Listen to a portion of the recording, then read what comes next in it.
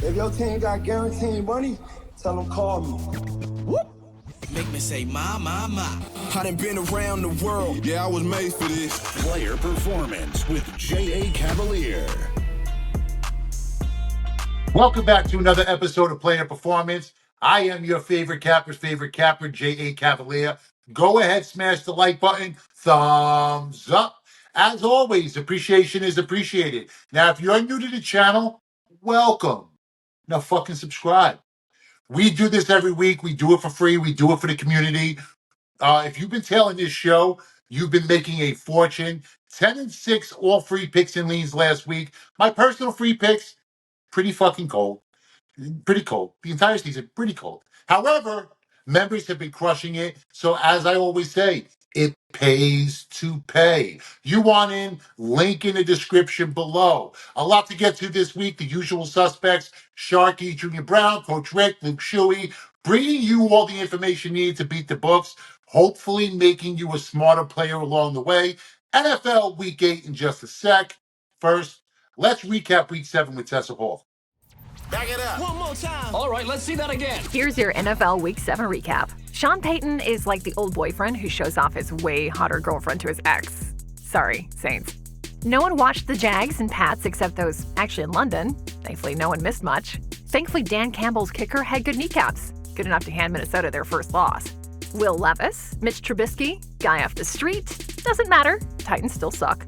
The Finns are going to run Tua out there even if he can't speak, if it means better QB play after another loss. The Hawks went into Kirk's trap and made it their trap. If you can make CJ Stroud struggle, give the other team some love. Credit to Green Bay. The Browns won big, and I mean they lost to the Bengals, but Deshaun is out for the year, which counts as a dub. Giants meet Saquon Barkley. Oh, wait, you know him well. He runs for 176 yards against you when you don't pay him. Brock Purdy is going to see this Chiefs defense and his nightmares for years and years to come. The Raiders should probably just pack it up this season and start tanking right this second. Speaking of tanking, the Panthers are probably trying, but their best effort is still good enough to tank.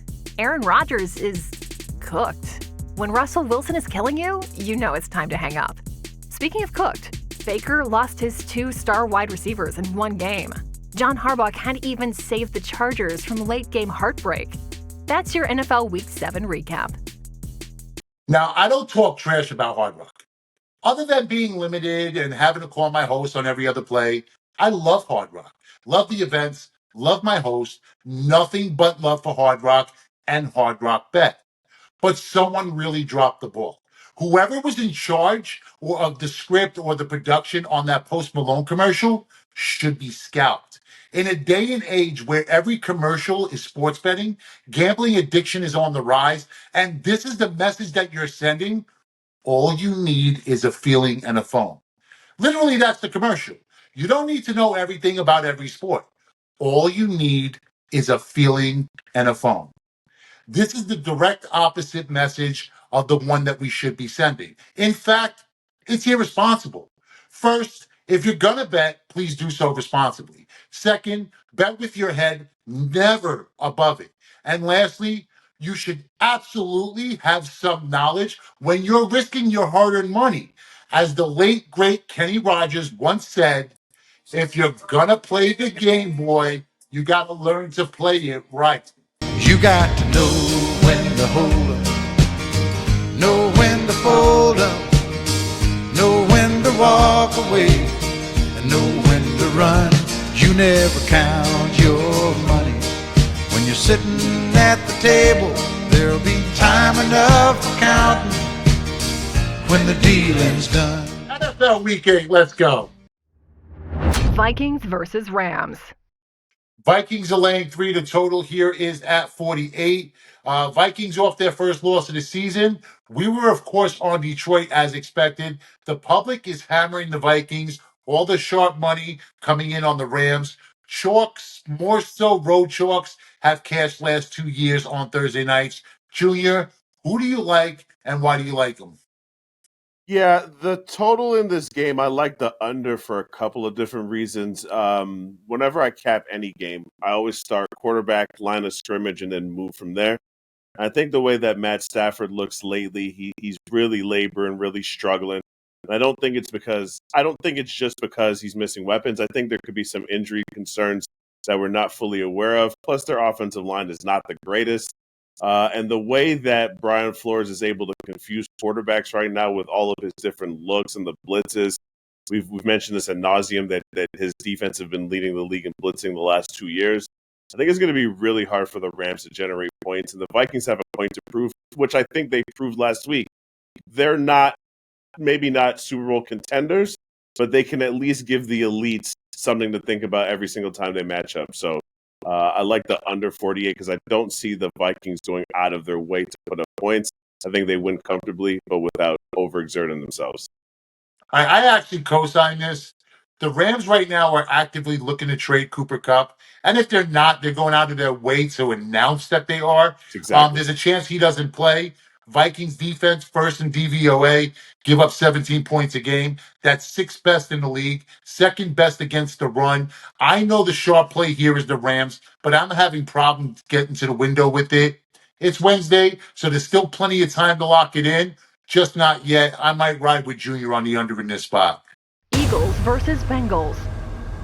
The Bengals are laying 2.5. The total here is at 47. So the Eagles last week was just the perfect game, perfect spot. We fucking smashed. 10 dimes Eagles first half money line, 20 dimes Eagles first half laying the 2.5. But yesterday's a memory. I don't love the spot for him this week. Coach, I have to ask you a question. Have you ever bet on the Bengals? Of course I have. Now, have you ever bet on the Bengals on weed? Hey, Joe Burrow looks exactly like Jim Brewer. Fucking Goffelbanger. Joe Burrow, Jim Brewer. We're going to show a split screen. Fun fact, most weeks, I do the show half baked. Coach, who do you like in this spot? Wow. How about Goat Boy, Jim Brewer? Man, that's awesome. I like the Bengals. They got some D-line help, right? They got a couple guys back. The Eagles, Jordan Mailata. If you haven't seen that guy sing, look him up. He was on The Masked Singer, by the way. Just started to throw that in there. But the Bengals might be able to get a pass rush on Jalen Hurts. We'll see. I think the difference, though, is Burrow. The guy's tearing it up. 14 TDs, 2 picks. If you look at all the QB metrics, he's in the top 5 in almost all of them. And he's really good against the number. In his career, 40, 25, and 1 against the spread. Who's not a great against the number? Jalen Hurts. Especially when he goes on the road. 13, 19, and 1 ATS in road games in his career. I think the number's right. I mean, who doesn't like 2.5? So I do like the Eagles here. I think they're going to have some trouble in coverage. You've got a rookie corner, plus you got Slay, who's not 100% Slay, and Burrow's tearing it up. So I like Cincy minus 2.5. And bonus pick, I'm going to throw this out there, see if you like it. One team in the NFL is 0-6 against the spread in the first quarter. That's the Philadelphia Eagles. They have not scored a point in the first quarter. So check that one out. But I like Cincinnati minus 2.5. So there's a fun little trend that's forming here. Like 2 weeks ago, we're here recording, and the coach is watching The Voice. Now he's making references to the Masked Singer. Absolutely. All right, there, Coach. Look, I'm never going to argue with the fate of the Bengals defense. I'll rock with the coach on this one. Ravens versus Browns. The Ravens are laying 9. The total here is at 44.5. Junior, you're on the Ravens. Obviously you have to be on the Ravens in this spot. Look, what I want is whatever Myles Garrett is smoking. That's some good shit. Deshaun Watson ended up rupturing his Achilles. Then when he got hurt, it sounded like the Browns fans went wild. They started cheering. Actually started cheering. Usually I'm against cheering for an injury, but if you're going to make an exception, I feel like Deshaun Watson after the game, is going to be the exception you're going to make. Now, after the game, Garrett said this, and I quote, model citizen. End quote. Now, did you forget the 20-plus sexual assault cases? Are we going to act like another woman didn't just come forward a few weeks ago, accusing him of the same shit? Good news for Watson, though. Being injured means one thing: physical therapy. Junior, who doesn't like a happy ending? You're going to rub and tug with the Ravens this week. Tell us why. I think that your boy Garrett, they didn't get his whole quote. What he meant to say was Deshaun Watson's a model citizen in the red light districts of Thailand, but in America, not so much. Yeah, on the football field, listen, I wouldn't say they've gotten better because the alternatives aren't great either. I think that the franchise as a whole is trying to figure out their next move. We've probably seen the last of Deshaun in Cleveland. And, like we mentioned off air, there's few rivalries in this league or in any league that have as much bad blood as a team that stole another team's entire history and had to have it given back by the league. So the bad blood between the Ravens and Browns and their fans and just organizations runs deep. But if we're sticking to the handicap of this game, it's going to be tough for the Browns to put up 20. I don't think that the Ravens are going to have a problem putting up 28 plus. That leads me to the Ravens on the spread. I believe that the last time we spoke, it was -8, 8.5, whatever number that is. I'm all over it. As long as it's under 10.5, 10 or under. Junior, you had me at Costa Rica. As you guys know, Junior's joining us from the BetUS studios in Costa Rica. Now, I did argue for the Browns last week against the Bengals. I'm not doing it again. Although I'm going to say this. They were in the game. I mean, prior to the Deshaun Watson injury, it was 7-6. Then Watson, of course, went down. I'm not saying, but I'm saying. Yeah, I mean, good thing karma was on our side because they had enough of Deshaun and his antics, and they just got him the F out of here. On your side, not so much mine. It's okay. I took one for the team. Exactly. Titans versus Lions. The Detroit Lions are laying 11. The total here is at 45. Who gives a fuck? You already know what time it is. It's David Montgomery time. David Montgomery, anytime touchdown. You guys already know by now the Tuesday routine. Monty, ATD, coffee, morning sex. Now, this is hit in 5 or 6 weeks this season. 10 of his last 12 games. The streak ended last week. Yeah, but why? David Montgomery got hurt. And I'm going right back to it. He had to leave the game early last week with a bone bruise. Tennessee will go down early in this game. Expect Detroit heavy dose of the run. James Cook and Ray Davis found the end zone last week. Those guys are nothing compared to Montgomery. Want a little SGP? You want to hear my song? Yeah, I wrote it just for you guys. Monty, anytime touchdown. Lions laying 11.5 and over 46.5. One more time. That's Monty, anytime touchdown. Lions laying 11.5 over 46.5. That's a 3-leg SGP I just built out for you fuckers. If you don't know, now you know. Tuesday routine. Montgomery, anytime touchdown. Coffee, morning sex. Words to live by. JA Cavaliers Pro Football Triple Crown. 3 NFL games for this Sunday. 3 straight, 3 two-team parlays, 1 week, $99. His Pro Football Triple Crown must go 3-0 or the entire NFL season is free. JA Cavaliers Pro Football Triple Crown. Link in the description below. Click the link now and jump on the money train. Cardinals versus Dolphins. The Dolphins are laying 3. The total here is at 46.5. Now, Vegas is sick in the face, just out of control. Cardinals come in on a short week. I get it. They beat the Chargers Monday night in walk-off fashion. It's been a long season for the Fins, though. The number makes 0 sense to me, but screams that Tua's going to play. First, Tua shouldn't play. But as of the 21st, this is what I heard. Dolphins head coach Mike McDaniel said Tagovailoa will practice Wednesday, potentially play week 8. Tua or not, I can't lay 3 with the Dolphins. Can you, Shark? Absolutely not. And I think if Tua comes back, it's going to be a rushed event. The guy hasn't played in 5 weeks. He's been through all sorts of protocol. And if he doesn't play, you get Skylar Thompson. So either way, you don't want to buy this Miami QB situation. And you do want to buy Arizona on the road.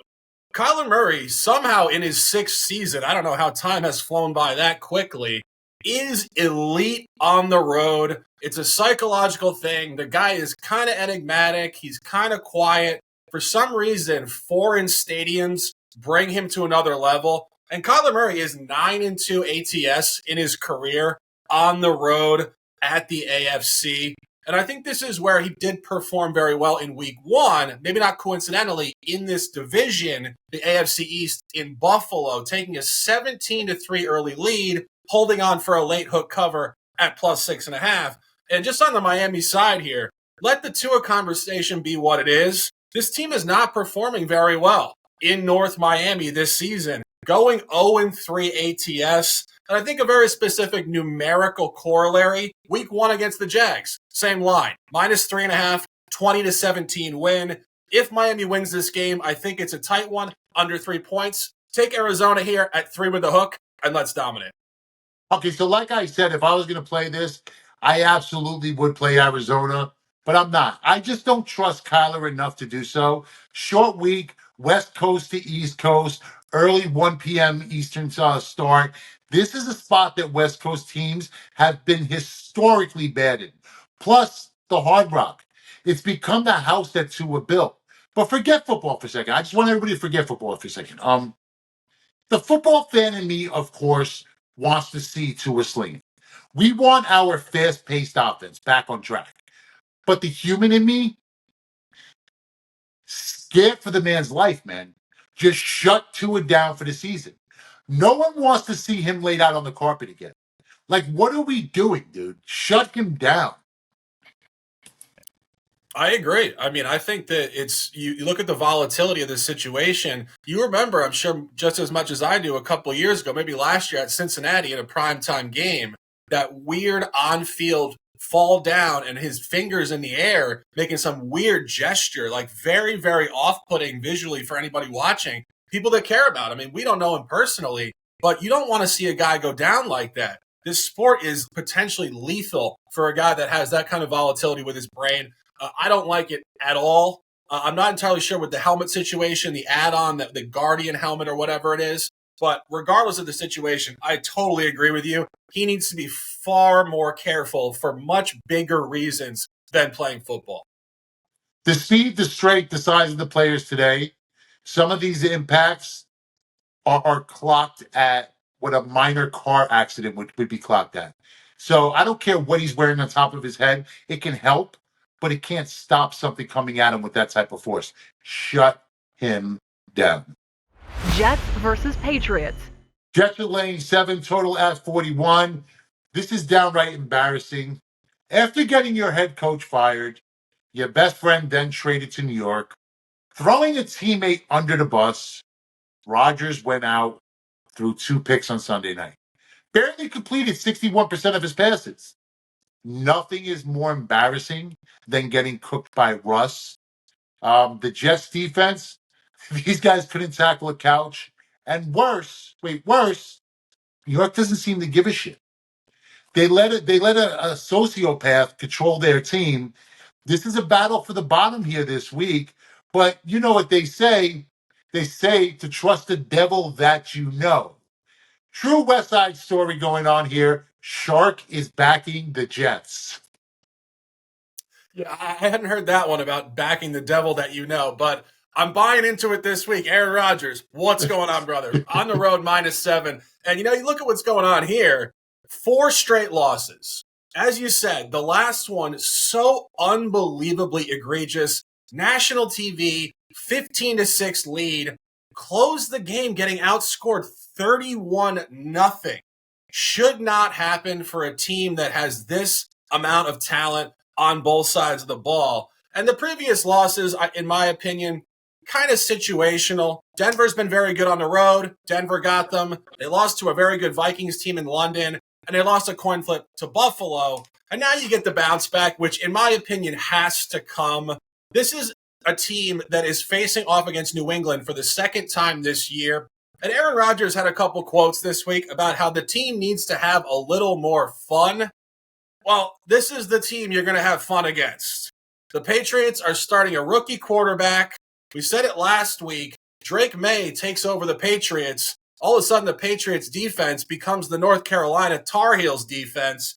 They gave up 41 at home to Houston on the same line, +7. Let that tell you a story. And they got hammered by a Jacksonville team who looked totally useless before last week in London, 32-16. If there was ever a spot for them to get right, it would be here. Jets already blew them out once this year at home at -6. This is actually a heavier line on the road. That should tell you a story. I have the Jets to win this game on the average by 12. I think margin could be there. Take the Jets. Don't be scared. -7. Let's cash. Now, I lean Jets as well. I mean, but I lean Jets maybe in teasers, in money line parlays. But still, I would need some plus money even to get there. Look, the team has no identity right now. Last year, we knew exactly who they were, right? Run the ball, play defense. Mike White or Zach Wilson last season, you just asked them to do the bare minimum. This season, you can't trust the defense to get stops. Aaron is disconnected.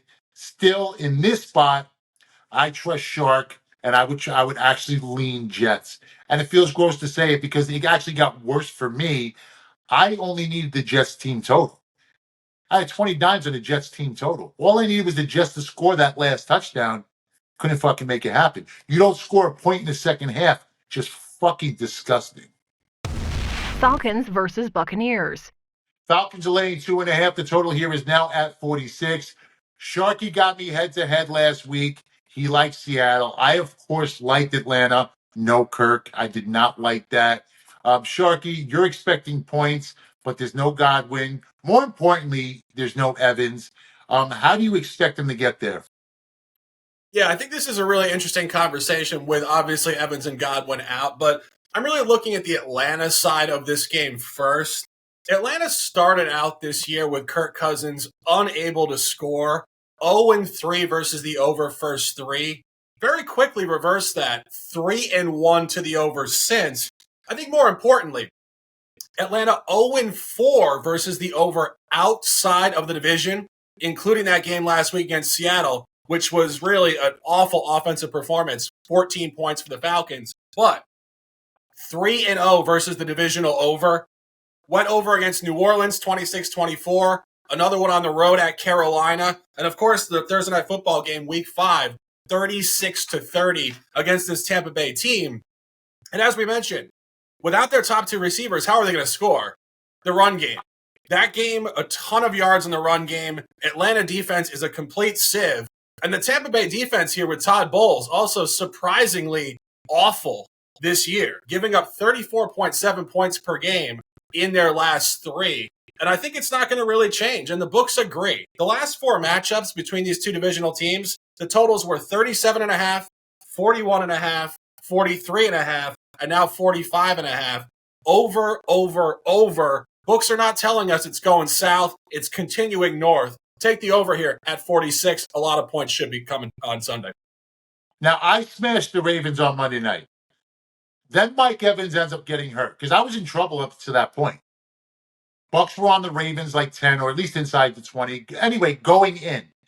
But still, at that moment, I smashed the Ravens. Again, live bet 5 dimes plus 5.5. Live bet 5 dimes Ravens money line.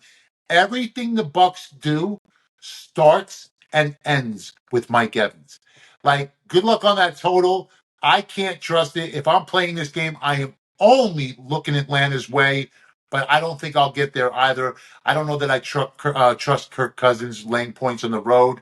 That total's scary. I mean, the one thing you know about the run game, right, is it's going to eat up clock. But if they gash them big enough, and there should be room because Philadelphia was having its way on the ground. Seattle had its way on the ground. So I don't see a problem with Tampa having its way on the ground. And we all know Atlanta's going to be able to throw all over that Buccaneer secondary. So there is a path to get to the over.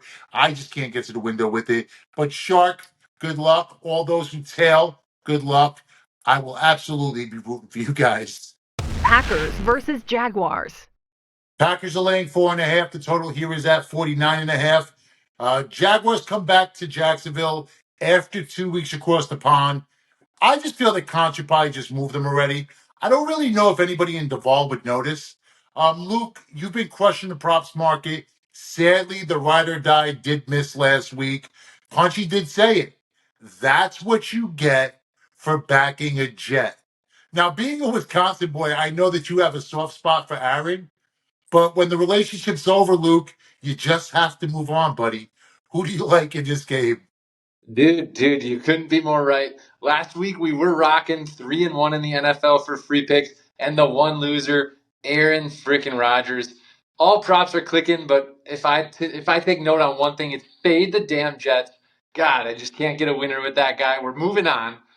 In this game, I like a sharp play here on Mr. Sunshine himself, Trevor Lawrence.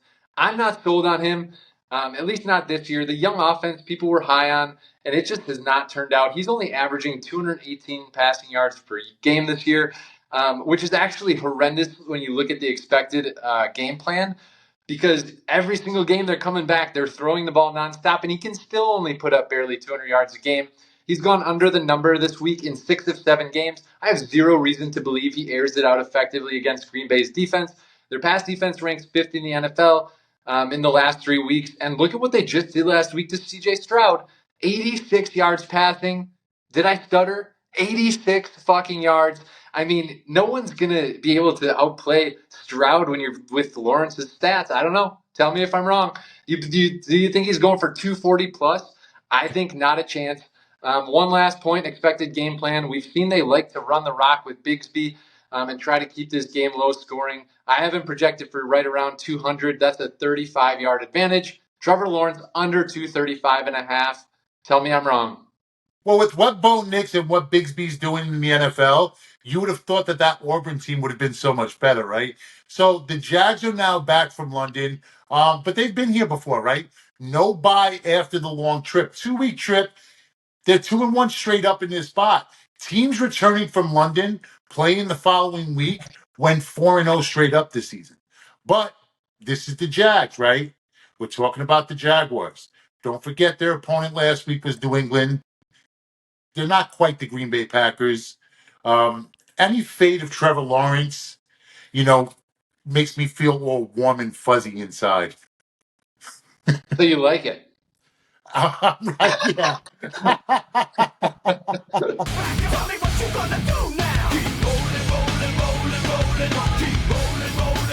Colts versus Texans. Houston is laying 6. The total here is at 46. So tickets and money on Houston. Tickets and money also on the over. I see this a little differently. I actually like the under. Now, I'm not backing this Indianapolis offense, especially without Flacco. So give me the Colts team total under 20.5. Luke is on the show right now, is the prop master. So obviously you're going to have to target someone. Who exactly are you targeting? Yeah, so Jay, I actually have a prop that probably goes well with what you're saying. If the game's going to play for the Colts to be low scoring, which, I mean, why wouldn't it be the way Richardson's playing? I am going with a prop that I absolutely love. I think this almost has max play potential, at least where the line's at early this week. I'm going at Joe Mixon's rushing yard total. My line currently is at just 76.5 yards. Let's break it down. I expect, again, this to move at least 3 to 5 yards come Sunday. His line should be way over 80. The Colts have the second worst run defense in the NFL, only behind Carolina. They give up 160 yards per game on the ground. And look at last week. They played Miami. They know all Miami's going to do is run the ball with Huntley at quarterback, and they still give up 188 rushing yards. It's just laughable at this point how bad the Colts' run defense is. And then let's just look at Mixon. I mean, he's gone over this line 3 of 4 games. The only game he didn't, he got hurt, so he only had 9 carries and he couldn't get over. This is going to be an absolute field day. I have Mixon going for well over 100 again here. Let me be clear. This one's a smash spot. Take Joe Mixon over 76.5 yards and get it early before Sunday. I expect it to move. All right, so I like it. I love it. I'm going to put something on it.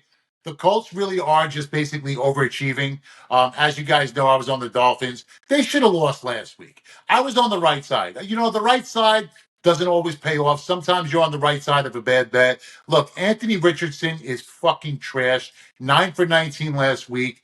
And that's just not an NFL quarterback. I can see Texans running the ball down their throat, especially without Nico Collins. So I'd actually like this play. I can get behind this play. Luke, you better fucking hit this one, especially after that Aaron Rodgers trash last week. Oh, we're coming back with a vengeance. Trust me. Saints versus Chargers. Chargers are laying 7.5. The total here is at 40. So last Thursday, I thought I was cute. I thought I was slick. Turns out I was just a fucking idiot. I tried to get contrarian on Thursday night, right? The world was betting Denver. Every capper I knew, the public. So got Saints, right? That has to be a Saints spot. I've never been more wrong about a football team. You know, I basically deserved the beating I took. This week, the Saints come marching into SoFlo as 7.5 point dogs. Statistically, they are offensively and defensively bottom 5 in the league. They have been good for absolutely nothing. Chargers off a loss in Arizona on a short week, but there's no shot that we're taking the Saints, right, Shark? Absolutely not. Love the Chargers here at -7. It was at 7.5, got steamed down. Whoever's betting the Saints, you just said it. Good luck. And I'll tell you why you got to be on the Chargers here. Chargers are in a great little buy low spot. 1-3 straight up last 4. Off a road loss at the Chargers at the Cardinals on Monday Night Football. But if you really start to look at these losses at Pittsburgh, Kansas City, Denver, Arizona, good teams, good defenses, and Justin Herbert was actually hurt for a good portion of that stretch.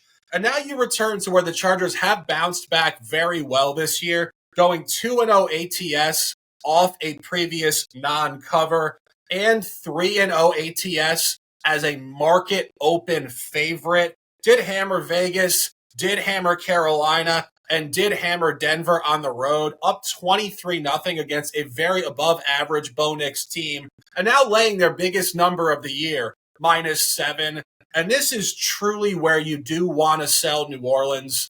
Derek Carr not playing this week. Spencer Rattler is one of, if not the worst starting quarterbacks in pro football right now. You've seen this 2 weeks in a row. Actually came out kind of hot at home against the Bucs. 27 first half points, 0 in the second half to get blown out 2 weeks ago, 51-27. And as you mentioned last week on Thursday Night Football, 33-10. There might be a bye time for the Saints this year. It will be later this year when Derek Carr comes back and they might get their receivers back. This is going to be a blowout. It's a blowout line. Take the Chargers at -7 and let's cash this one. Yeah, there's no shot I make the mistake I made on Thursday night. So as I was sitting here, I was actually looking at and what I actually am going to do is I'm going to take your Jets, I'm going to take your Chargers, and I am going to put them in a 2-team 6-point teaser. That's what I'm going to do. Right now in Hard Rock, they're both laying a touchdown, exactly 7. I like that. I'll get the Chargers -1. I'll get the Jets -1. 2-team 6-point teaser. I like it. Guys, I don't really suggest riding, 7-point or above teasers. I'm not going to lay 140 on a teaser, but you can get a 6-point teaser at $125, which is ideal. So that's where I would keep it if I were you. I like the numbers on this. The numbers actually work out. So if I'm doing anything, I'm actually going to play that. So I'll tell you guys right now, I'm actually already I'm already locked in. Jets, Chargers, 2-team 6-point teaser. You concur, Shark? Without question. Without question. I mean, I think they're going to cover the spread. So I think you're, for lack of a better word, free rolling to a degree. So I think we're going to get that one. I might jump on that with you after we record this. We like free money. Let's go. Bills versus Seahawks. Buffalo's laying 3. The total here is at 47. It's actually interesting to me that Buffalo's only laying 3 in this spot. Can Seattle's 28th run defense slow down anyone? I mean, especially the Bills running game. Before beating Atlanta last week, the Seahawks had lost 3 straight. Outscored by 24 points in those games. Gassed on the ground. Money and tickets, though, are on the Bills. Now, at first look, there's only one word that comes to mind.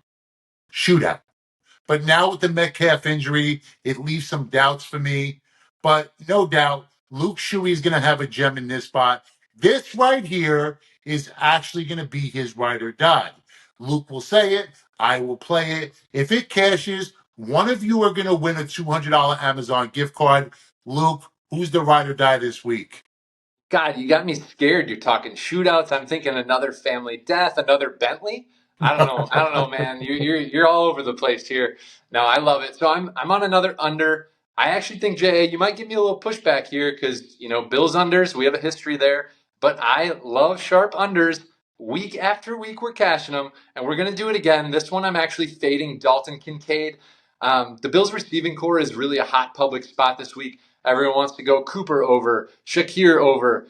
I don't think that people are seeing what the Bills are going to do, and you hit on it. They're going to absolutely smash mouth this Seahawks defense that's ranked horribly in the run. I see them giving James Cook the ball. Honestly, Ray Davis is looking really solid out of the backfield as well. Josh Allen's running the ball. I just don't see them throwing it enough for Kincaid to get over his line this week. Last week, the receivers totaled 19 targets. Kincaid is slowly fading off of his target share this week. And he hasn't cashed this line too easily. The only times he's gone over, he's barely gotten to about 50 yards. And lastly, Seattle's pass defense is, I said Seattle piss defense. Their pass defense is pretty accurate. They're No, going you to were accurate the first time. Go ahead. Right. So their pass defense is statistically a little bit better than people think. They actually only give up 200 yards per game passing because the people run all over their face.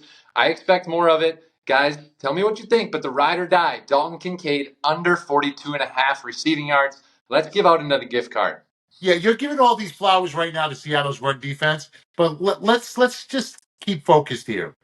Bo Nix, Jacoby Brissett, Daniel Jones. Those are three of the quarterbacks that the Seattle defense had to face.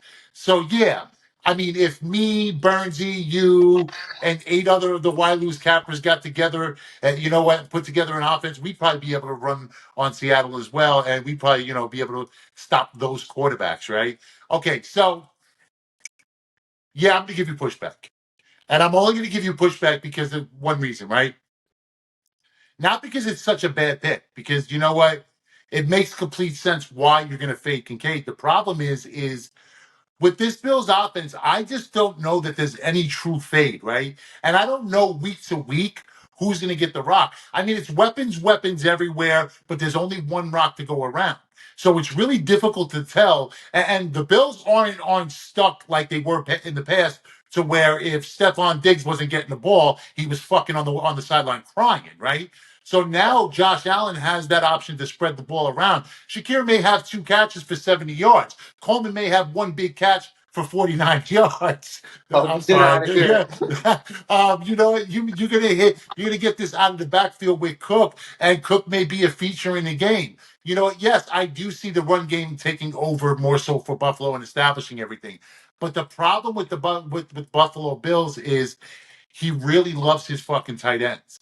He really loves those little short ins and outs. The tight ends in this Buffalo offense, especially with a quarterback like Josh Allen, they're his safety blankets because he's always on the move so much. So Kincaid can have one of those games where he gets completely shut out, right? Or he can have a 10-catch game. And really, in this Buffalo-style offense, the tight ends are the only ones who are going to have these 5 to 10-catch games. But look, it doesn't make a difference if I like it. You like it. That's what matters. We're going to ride it. I'm going to bet it. I'll play it.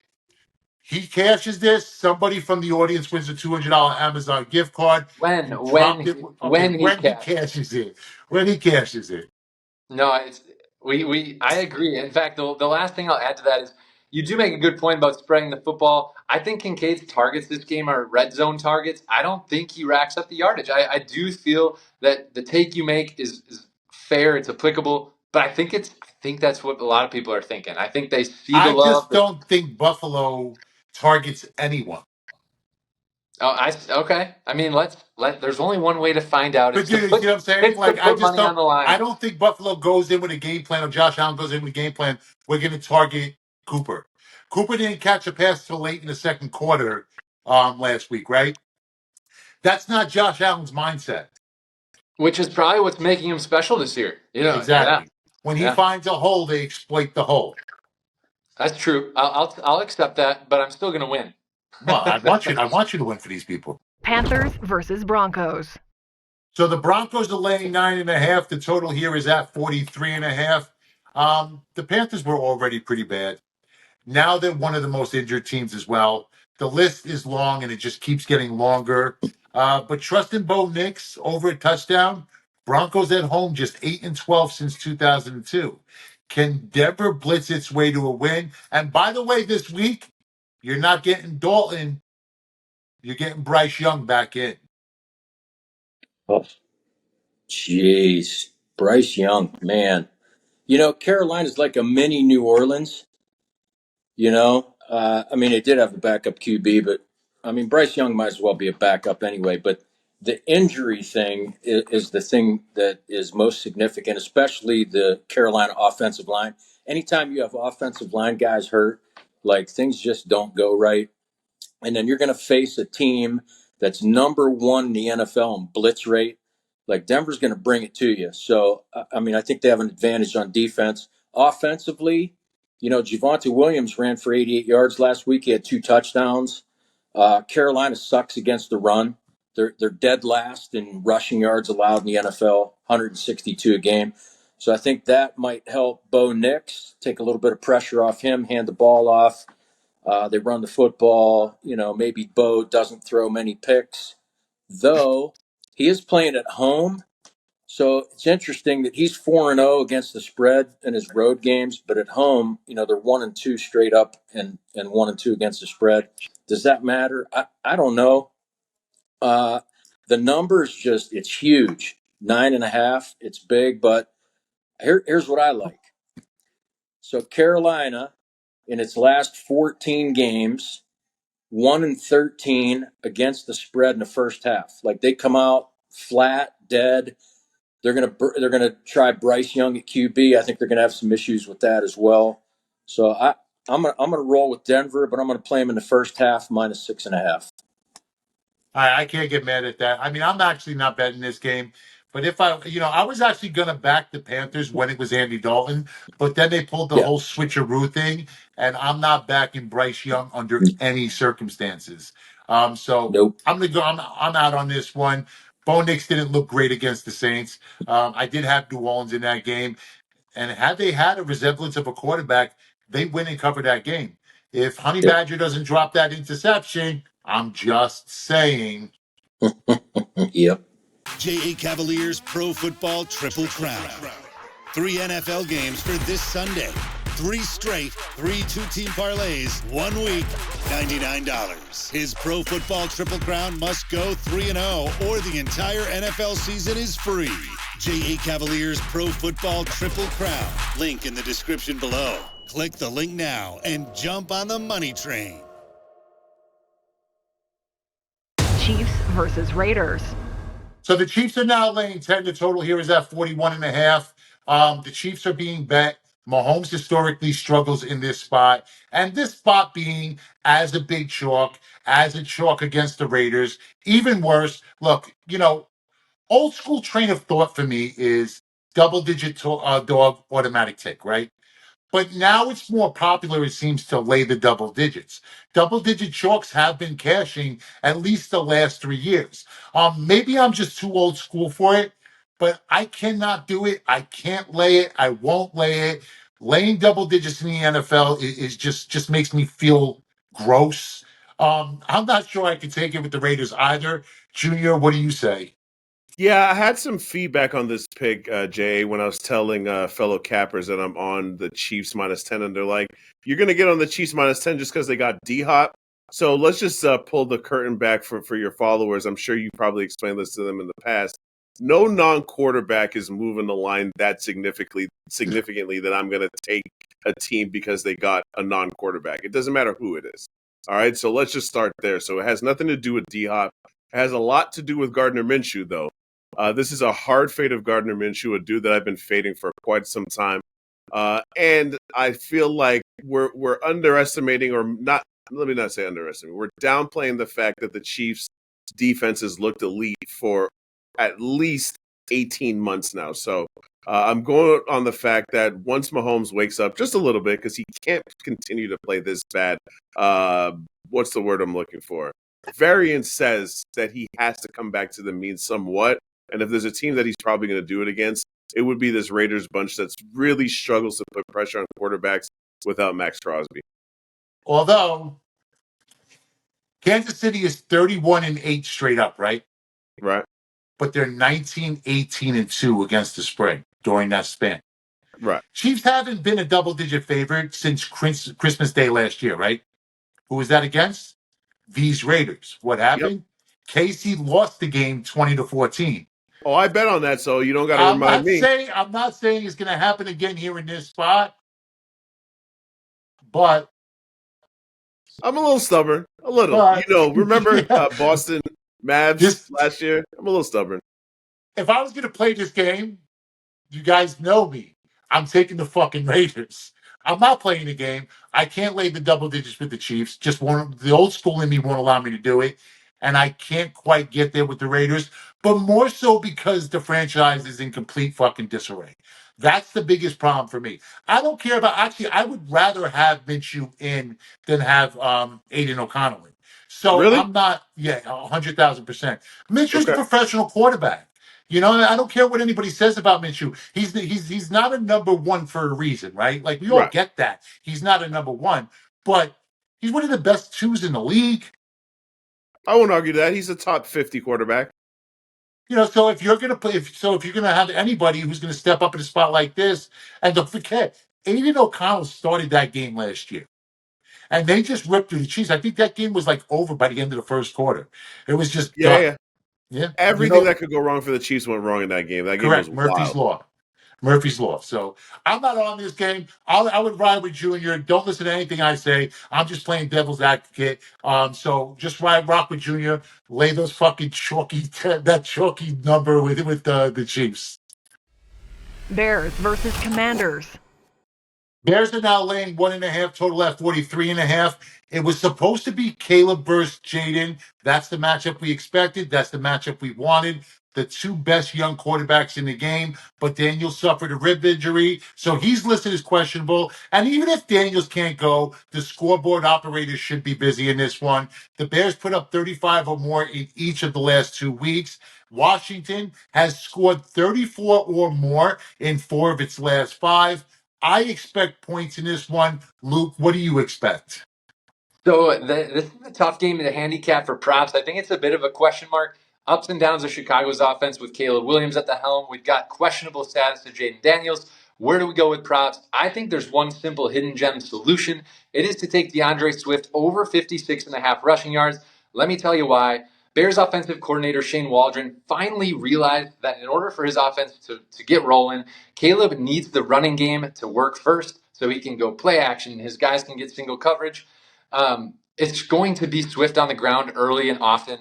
The last 3 games, he got 16, 17, 21 carries. What does he do? He averages 86 rushing yards per game, and he's going against Washington's run defense that really isn't that good. They're ranked bottom half of the NFL, giving up 132 yards per game. Again, if you see points going over, that's great, that's fine, that's dandy. All I give a shit about is that DeAndre Swift gets the ball. If he gets it 15 plus times, this is an easy cash. Over 56.5 rushing yards.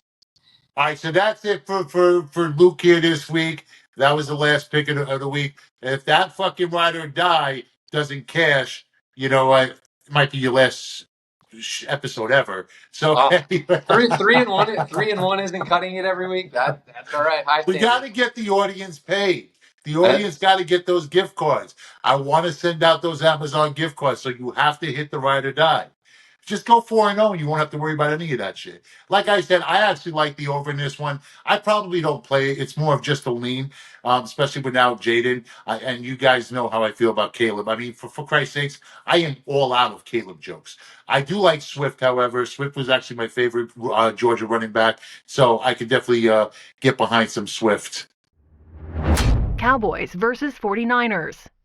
The 49ers are laying 4.5. The total here is at 46.5. So the tickets are on the Niners. The money's all over the Dallas Cowboys. Now, you see, there's time to back Dallas, and this is that time. I get it. You guys are wondering, who the fuck is that idiot running around social media with the cowboy hat on? I am that idiot. And I'm that idiot backing the Dallas Cowboys. See, they're coming off a bye against a team decimated by injury. Brandon Ayuk done. Deebo Samuel has pneumonia. Christian McCaffrey's still out. Even Kittles has a Q-tag. The line has moved from 6.5 to 4.5. Niners failed to cover in 4 of their last 6 games. I don't trust Brock Purdy right now. 5 picks in his last 3 games. Running out of receivers. San Francisco was 2 for 11 on third down last week, and Dallas is still a top 10 defense as far as third down goes. Dak is going to be able to feast on his secondary. San Francisco's 16th pass defense, 23rd in yards allowed per completion. 4.5 is a big number, especially for a struggling team. Oh, yeah. And the Dallas Cowboys, forget their woes this season. I get they haven't won a home game, but they haven't fucking lost a road game.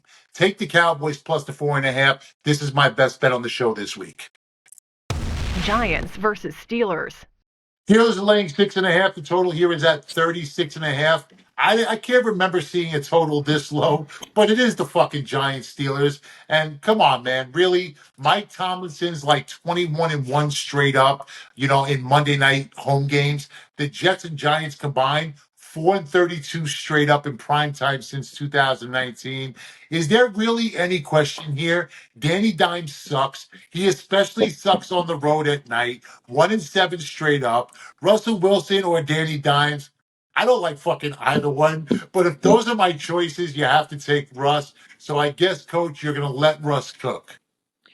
Yeah. I mean, huge win last week for Pittsburgh. Russ came out of the gate, and I was like, oh man, this isn't going to go well. But he turned around. I thought he played okay. You mentioned all the stats. The Monday night deal at home. The Steelers' defense is outstanding. They're second in the NFL, 14.4 a game or something. There's a ton of angles on this game. Do I like Pittsburgh minus 6.5? Yeah, but there's one angle that I really like, and it comes down to coaching. As a former coach, what do I like more than coaches, right?